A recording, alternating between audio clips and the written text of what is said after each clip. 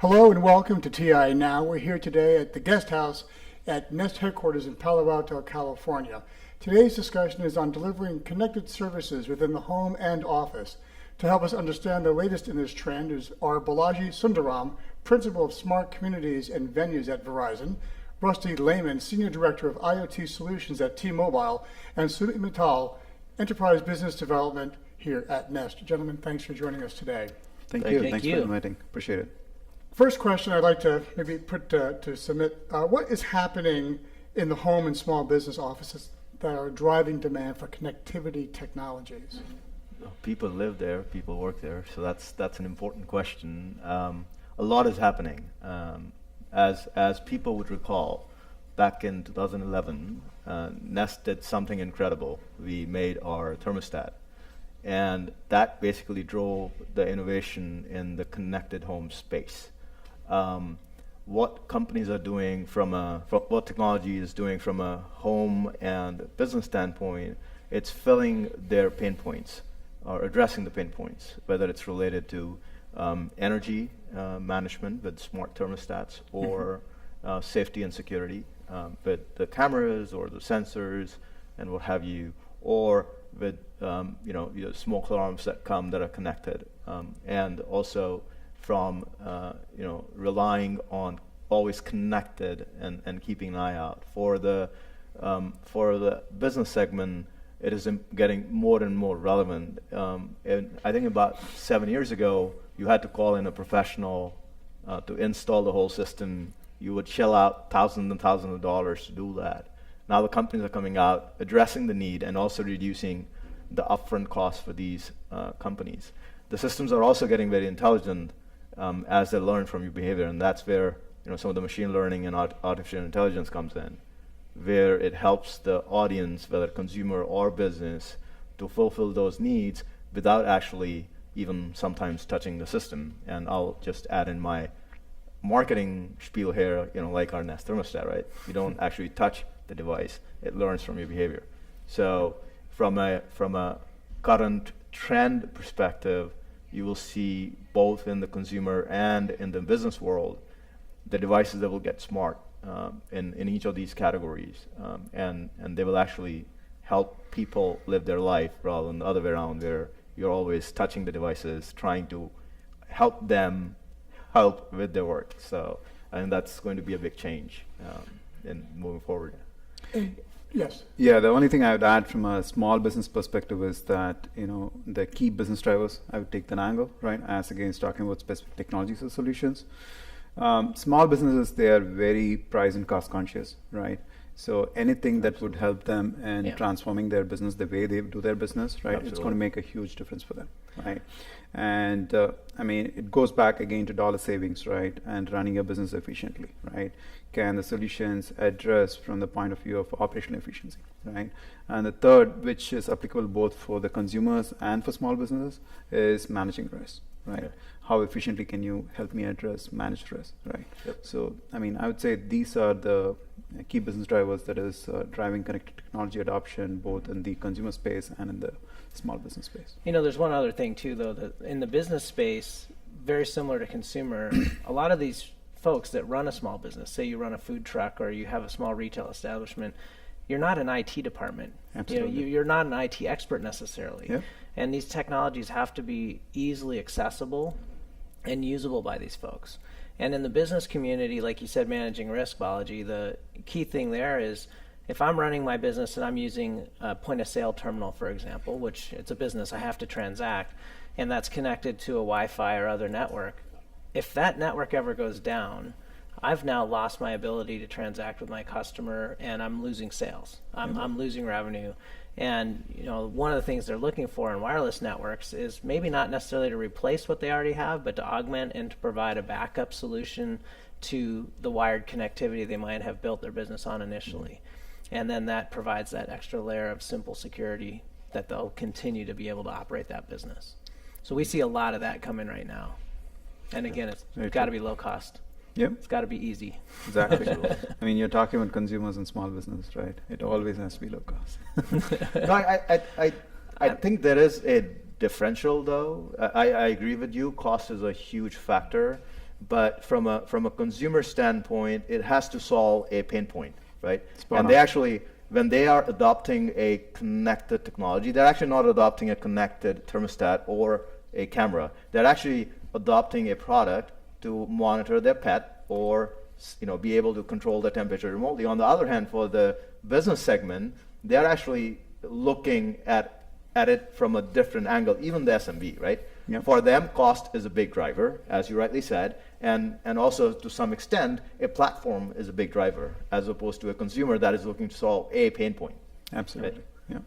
Now, this is an interesting combination of panelists because I'm observing you have two service providers and an equipment manufacturing company in this space, sort of a lifestyle company in a way. And I think about how do you differentiate in an increasingly competitive marketplace your products and services from one another, in your cases, and your own competitive landscape. But Rusty, why don't you take that? Yeah, so how do we differentiate? Well, I think from our standpoint, we just talked about what is it that drives these buyers, consumers or businesses, and it's pain points. They're trying to solve a pain point. And from us at T-Mobile, we're maniacally focused on how do we address and understand what those pain points might be. And in the last several years, that's been our mantra as our uncarrier positioning. It's all about how do we change the game that we've all played in the past and not do it for our own benefit, but focus on those customer benefits. So things to make, for example, you walk into a T-Mobile store today, and we were just talking about how to make this simple when you're interacting with the product. We've simplified what we offer in terms of rate plans. We introduced a T-Mobile One rate plan concept, which makes it very easy. It's like, if you want this thing connected in your life, this is the plan. There's no, in the past you had to look up a book of maybe 50 different choices, and if you want to do it on Saturdays or, you don't want to do it on nights or, all these other things, there are these crazy rules that didn't make any sense from a consumer standpoint. And so we've really just been try to simplify that, and that's one of the main differentiators for us. The other big one is, as we talk about connecting our world, is we have to have connectivity everywhere. So network speed and network coverage are huge, huge, huge for us. Yeah, a couple of things I would add over here is when you talk about market differentiators, right, it's all about going back to the basics, right? I mean, let's not focus again on technology or features and functionality, right? End user experience, right? I mean, one of the reasons why smartphone revolution, it became a rage, right, was the very simple user experience, right? My 2-year-old son, he just watched my daughter, right, a couple of hours seeing her use the YouTube app, right?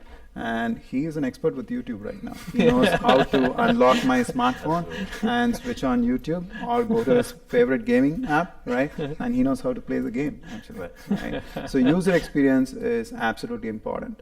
And the second thing I would say is you got to look at it from the lens of both tech-savvy users and non-tech-savvy users, right? So turnkey solution offering, right, along with end-user experience is also absolutely important, right? Don't provide me with bits and pieces of the solution, right, and allow me to assemble the solution, right? I mean, it should just be a plug-and-play model, right? I don't have to worry about the complexities associated with the solution. I'm just a user of the solution, that's it, right? That's all I need to care about. Connectivity going down, right? Firmware updates, everything, it needs to be completely abstracted from the users. So, I mean, these are some of the key market differentiators that needs to go into product development. And on the product side itself. Yeah, no, I mean, our mission is, it defines our competitive edge, in my opinion, and basically says, we focus on creating thoughtful home that takes care of people inside and the world around it. And I think that underlines the key differentiator that we have. I fully agree with the panel here. It has to be simple. It should work. But I just want to add one more thing to that. There's always this one more thing, right? I think we are entering into a world where people don't.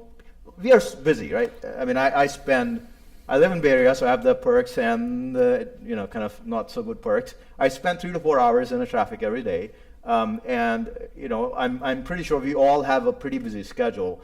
I'm not sure I'm interested in fiddling with the devices on the wall or stuff that is around me. I want it to work, and I want it to learn from what I'm doing.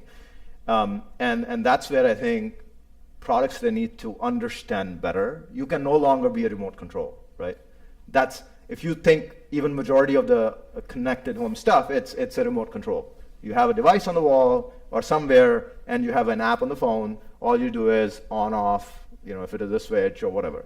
But that's where the buck stops for most of the companies. And I think it's an issue because you're actually not helping the customer with more and more sensors and devices and switches getting into the home. Your phone will be no longer a phone; it will be like a remote control with a lot of stuff in there. And I don't have, frankly, time to monitor or do everything. I have, for example, my water is controlled in my home. If any leak happens, it turns off my main switch line and my Nest devices. They understand what has happened. If smoke alarm goes off, we shut down the air through our thermostat. So they are connected and they are providing a user experience or a use case that is solving a pain point for the customer.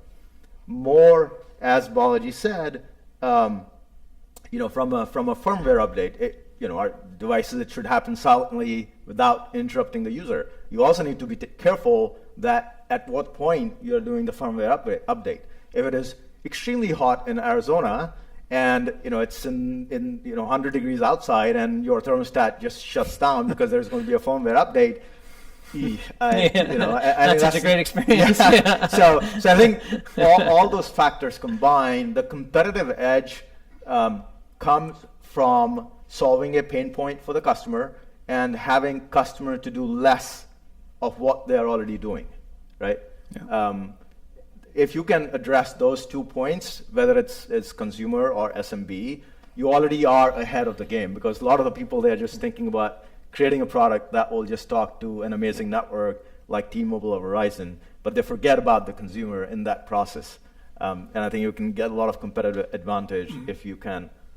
I think what you're saying is consumers are buying something that solves that pain point for them. They're not buying a platform that's a connected things platform. They're buying hey, I want to manage my home and I want it to manage itself for me. I don't care what the platform is behind it; just works. Absolutely. And on top of that, it should not be an interruption in my life. I'm buying it. I'm buying it so that it can take care of me rather than I have to take care of the device. Gone are the days when you're taking care of the device. I mean, you can take care of the car. Well, if you have Tesla, then it's probably taking care of itself. But gone are the days when you are taking care of the stuff around you. I would rather spend time taking care of my work and my family. I don't want to spend time taking care of like smoke alarm. It's just incredible. So I have a smoke alarm, obviously the Nest smoke alarm, and it checks by itself that whether the sensors are working or not. And when I turn off the light, there's a green glow that comes around that tells me that everything is safe. Now that's what I like. I don't want to be, waking up 2 a.m. in the morning when the smoke alarm suddenly goes off. I mean, spare me that pain. My boss can call me at 2 a.m. in the morning and I might address, but not the smoke alarm. Exactly. Very helpful. So on the network side, you think about network technologies, discrete network technology. What do networks bring to the game, per se? And Balaji, maybe you can talk a bit about that. Absolutely. So when you look at any kind of connected solution as a stack, right? I mean, each and every single layer of that particular stack is a critical component, and it has its own unique value proposition. Network layer has got its own unique value proposition. I mean, without connectivity, right? I mean, your sensor is just going to be dumb sensors collecting data, right? And the data is going to be there within the sensors. That's it. The real magic happens when you're able to get the data out of those sensors, right? Get it back into the cloud environment, right? And do a lot of analysis and get meaningful insights, right? That can deliver value to the end consumers, right? So the network, from a network connectivity point of view, it's an absolute critical glue that holds the entire stack together, actually. So, and many times people get into this argument of, what kind of network technology is important, right? Is Wi-Fi? I mean, we were just in a previous panel discussion, we were just talking about that, right? Is it going to be mobile connectivity, right? Or is it going to be low power wide area network connectivity, right? So from our perspective, all these different technologies are fairly complementary, right? It's just the market dynamics that is going to determine as to which technology is going to survive and which is going to fall by the wayside, right? There's one other key thing, though, that's important on the network side is whatever the technology is, one of the benefits that as a wireless network provider for phones and other traditional wireless devices that we've learned and really made it a key tenet of what we deliver is the simplicity of how it operates. When you get a new cell phone or you get a new wireless tablet and you turn it on, we manage all that connection behind the scenes. You know, even if you travel to another country, I mean, long gone are the days when original wireless networks, when you roamed into another city, you had to dial in and get a temporary number and all these other crazy things that were, decades ago. But now it just happens, and the network manages all that. And as an end user, we take that for granted. That's how it is. When these new technologies that are connecting our lives and all, the folks that are getting it right are making that so easy, and they're leveraging things that happen in the network end to help make that transition across all these devices. So, what Nest is doing, and if you've been through the setup of their products or in other products where, you have to set this up, we're working to help enable it so the setup is even simpler. And they've already done a great job, but there's opportunity to leverage more network connectivity that happens on the back end today to take even more of those steps away, more of those pain points away from the customer. That leads to my next question, which I'm going If I may add one more comment in here, and I want to speak on behalf of the telcos, because I actually come from previously I was with Deutsche Telekom, so I'm a huge believer in telcos, by the way. He's our friend. No, the reason, and one of the important aspects that, we were discussing while we walked in is around the future of the network, right? Mm-hmm. Where is this heading? And I think we are at a very interesting tipping point in that technology space, where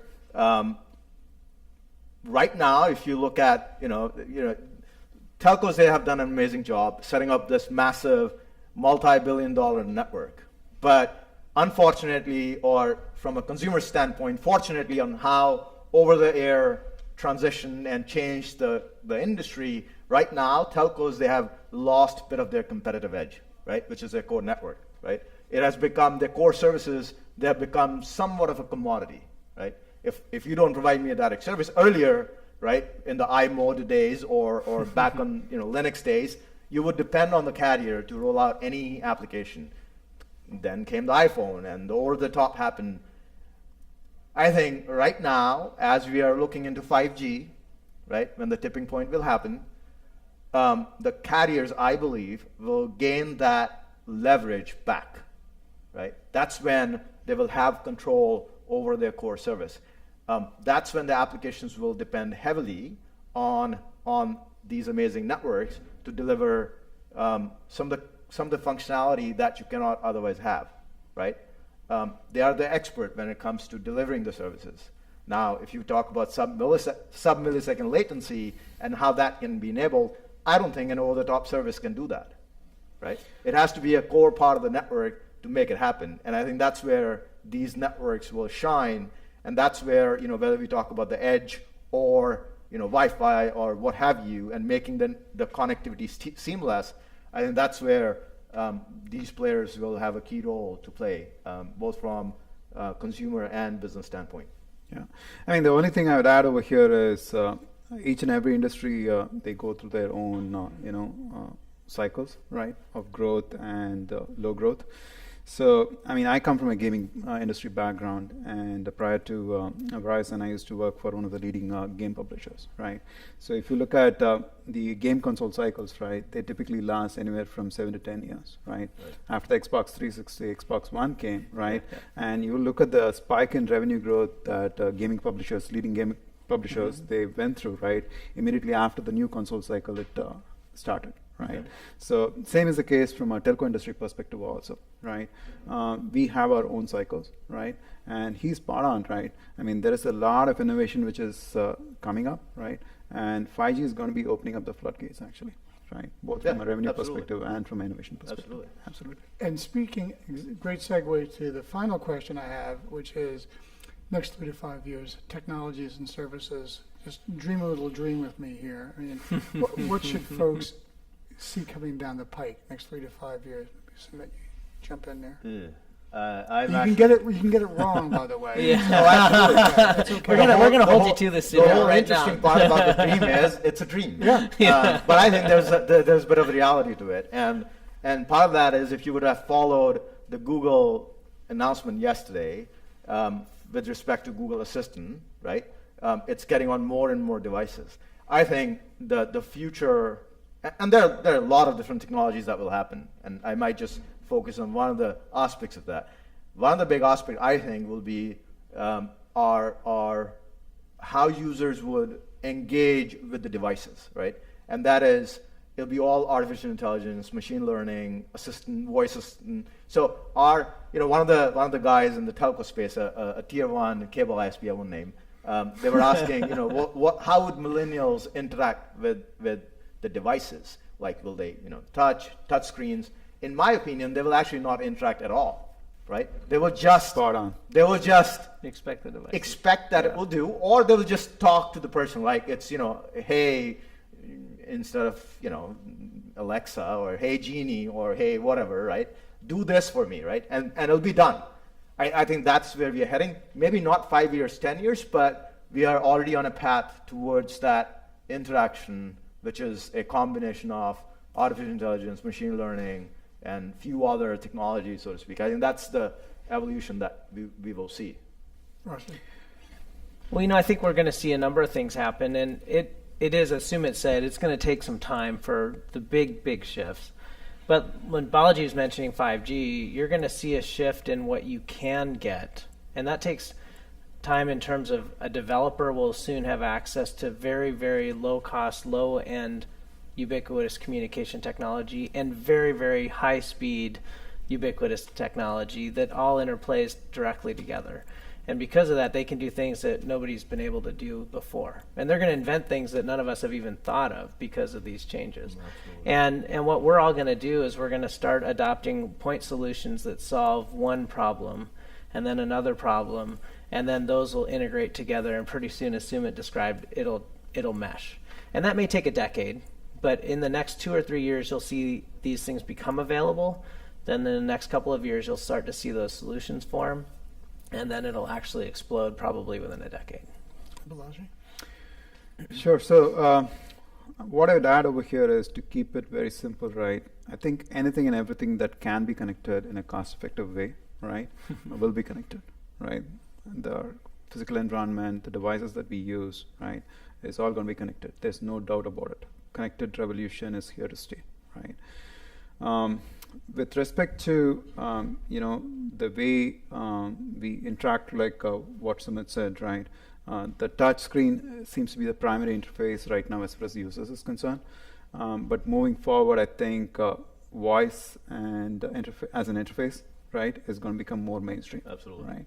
Right. Right now, it's in an evolutionary path.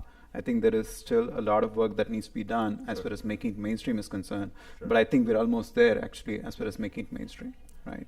So I think those are my two key, predictions as to what the next 3 to 5 years holds. Great. Gentlemen, thank you all for joining us today. Thank you. Thank you. Appreciate it. Appreciate it. Thank you.